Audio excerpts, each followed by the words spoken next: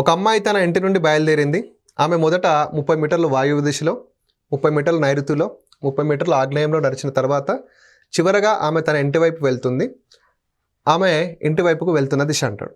So the answer సింపుల్గానే పెట్టచ్చు.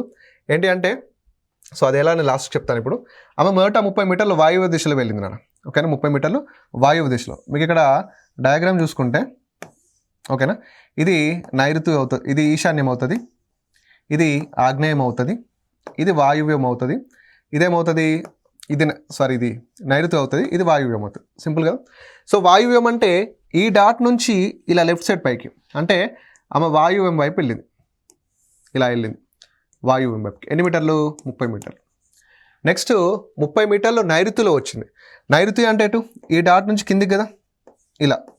So నైరుతి అంటే ఈ విధంగా వస్తాం. 30 మీటర్లు నైరుతిలో వచ్చింది. నెక్స్ట్ 30 మీటర్లు ఆగ్నేయంలో. ఆగ్నేయం అంటే ఈ చుక్క నుంచి ఇటు రైట్ సైడ్ కిందికి కదా, ఎస్, ఇక్కడ నుంచి ఆగ్నేయంలో వచ్చింది. ఓకే, 30 మీటర్లు. ఇప్పుడు ఇది హోమ్ కదా నాన్న. ఇప్పుడు తన ఇంటి వైపుకి వెళ్తుంది, అంటే ఇలా వెళ్తుంది.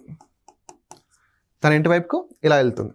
తన ఇంటి వైపుకు వెళ్తున్న దిశ అంటే ఈ విధంగా రైట్ సైడ్ పైకి వెళ్తుంది. నీకు తెలిస్తే ఓకే, తెలియకపోతే ఇక్కడ పట్టమేది. ఇది నార్త్ అవుతుంది, ఇది ఈస్ట్ అవుతుంది, ఇది వెస్ట్ అవుతుంది, ఇది సౌత్ అవుతుంది. సో ఆమె వెళ్తున్న దిశ ఎవరి మధ్య ఉంది? నార్త్ ఈస్ట్ మధ్య ఉంది. నార్త్ ఈస్ట్ అంటే ఏంటిది నాన్న? ఈశాన్యం.